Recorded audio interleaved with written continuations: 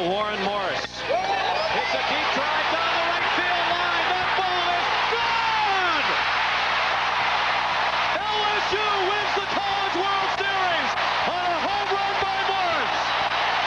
What's up, everybody? Welcome back to the 60 Feet 6 Inches LSU podcast. As always, thank you for joining me. In this quick rundown episode, I will take a look at the key hitters and pitchers that LSU will face this weekend. I will also give you my 3 keys to the weekend for the LSU Tigers. As a reminder, if you want the full preview episode, it can be found on the YouTube page or in podcast form on all major audio platforms. Also, make sure to check into the Twitter account. The handle is at 60FT6IN LSU Pod.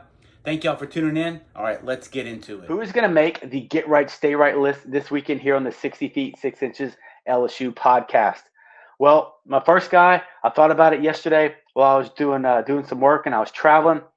He already seemed like he started to get right. The first guy on the Get Right list is Gavin Dugas. He goes off against Southeastern, 3 for 3 with a home run. But Dugas last weekend, look, I still think maybe last night was an indication that he is recovering from injury. He feels a lot better. Before that, Ole Miss and Alabama, I just thought he was still a little hurt with that shoulder. Against Bama, look, it wasn't a great weekend for Dugas. He went 1 for 10. So I would love to see Gavin Dugas get right. He is oh so important on the top of that lineup. We know he's going to take walks. We know he's going to get hit by pitch. It just seems like he's been striking out a little more than he was pre-injury. Gavin Dugas, get right. Also on the get right list, Trey Morgan. So when I put Trey down, then I started doing some digging. I felt like I had to find somebody else, but I'm going to leave him on the list. Almost a mini get right. He went off against Southeastern last night as well as he goes 3 for 5. Against Bama, he did a little better than I thought. He was 3 for 10, so that's 300. But why have him on the get right list? Whereas if, say, Dugas struggles again, Trey Morgan is so important to that lineup as he hits before Cruz and White. It's just important for him. He gets hit the second most amount of times on the team besides Gavin Dugas. So huge for Morgan to continue to have good ABs. Look, he could have a field day as he likes to go opposite field. He could bang some balls off that left field wall and just have 3 or 4 doubles this weekend. That would be phenomenal. But Morgan hasn't been bad. Look, he's been really consistent. I just think if Dugas struggles, Trey Morgan getting right would be huge for the Tigers this weekend. And then finally on the get right list is Braden Jobert, 0 for 5 last weekend against Alabama. When you look at his stats, he's scuffling just in terms of getting on base. He has the lowest on base percentage. When you look at LSU's top 12 hitters, Jobert is only getting on base at a 383 clip. But he's done some really important things for LSU later in games. I think against Kentucky, he had a big-time single in that game where he made that error when he overran that fly ball. Well, I guess they called it a hit. Ole Miss, he extended an inning in the 9th inning as he got hit by a pitch, I think before the Travinsky home run. So Jobert's done some really good jobs on the back end of that lineup. I would just like to see him get on base. Also, I think he's been a really big victim of the shift this year as teams put more infielders on the right side of play, and he just feels like he crushes balls. They're just right at people. So Braden Jobert, I would love to see you get right this weekend. On the stay right, the first up, I talked about how important it is for LSU to win Friday night, but Paul Skeens is on the stay right list. Okay, look, he's still dealing. But as we talked about on the live stream, Ole Miss, 6 innings pitched, 117 pitches. Bama, 6 innings pitched, 109 pitches. Okay, I would love for him to, like I mentioned, be able to get into the 7th, or God, if he threw 7 in the 3rd, that would be amazing as he can save that bullpen. As he can, look, he can still throw 110 pitches, but just a little more efficient, right?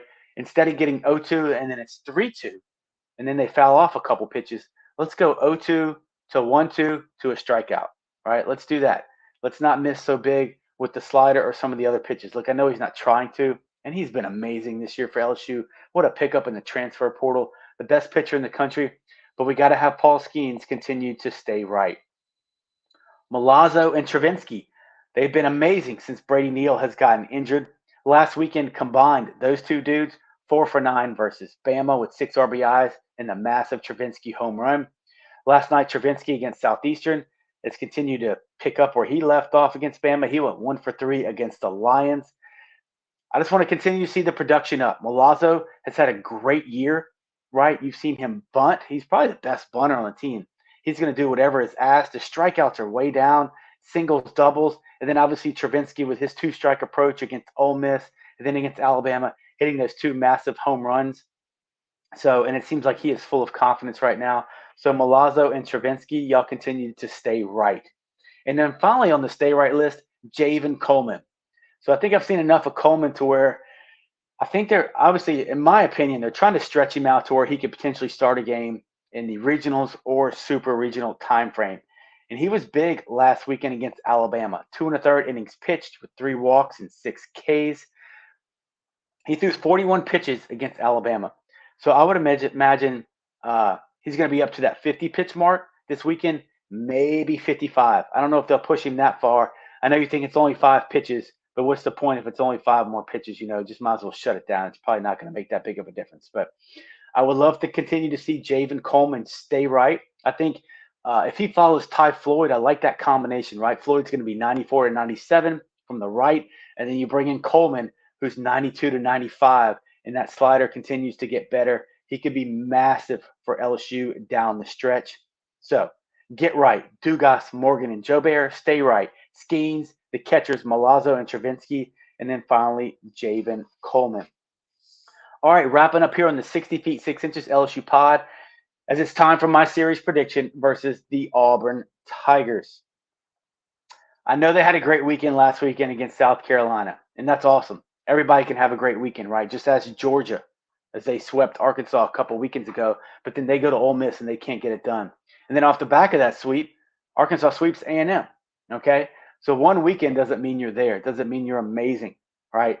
So I think LSU has the potential to go in there and get 2 out of 3 for sure. But then they could be looking at a sweep if they do things the right way, okay? I think it's going to be weird with Arkansas having that big wall in left field, almost a mini Fenway monster. So how does Trey Morgan adjust to that as he's been playing left field? And if he doesn't play that ball right, he could play it into a single, or if it takes a kick, that sucker could be a triple. So it's going to be interesting to see how many reps. He's going to get a ton of reps on that wall on Thursday, I promise. When LSU goes to hit batting practice over there, okay, he'll probably be out there for 30 minutes just checking on bounces. Obviously, it's going to be important for Cruz to rush over there and back up Morgan. And I'm sure you're going to see Thompson. Any ball out to left field, Thompson's going to push way out as well, just depending on that kickback. Another thing, look, I don't think Auburn's pitchers can hold down LSU's hitters, okay? I think Tommy Vale is the key for those guys. But if LSU can get to Vale or not let him go 6 innings, then I think LSU gets in that pen, and it's just not a great pen as their statistics show. And they're going to have to piecemeal Saturday and Sunday together, almost like LSU has done, but they just don't have the arms to really compete with LSU's lineup. Got to hold Ware and McMurray down if you're the LSU pitching staff. And I just think the Tigers continue to keep it rolling. There's a fashion of the lineup. And I think at the end, look, I've predicted LSU to sweep before and I've gotten burned, but I'm going to stick with what I've done the past 2 weekends. I think the Tigers take 2 out of 3, use a little reverse psychology, and then LSU hopefully sweeps.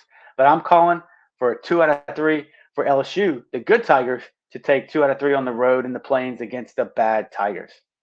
So that's going to do it for this week's preview of the LSU versus Auburn series here on the 60 feet 6 inches pod. Remember, you can catch this podcast all major audio platforms. Make sure to subscribe to the YouTube channels. I'll be pushing out a bunch of different content. And then finally, interact with me on Twitter at 60FT, 6IM LSU pod. Also, be on the lookout for the Auburn Review podcast. I don't know if I'm going to go back to a live stream or just do it by myself, but great interaction on the live stream last time as we set a new high in terms of people tuning in. So I think getting those special guests, sometimes you probably get tired of hearing me, but the special guests are the key to that episode. So thank y'all for tuning in. Until next time, y'all stay safe. And as always, go Tigers.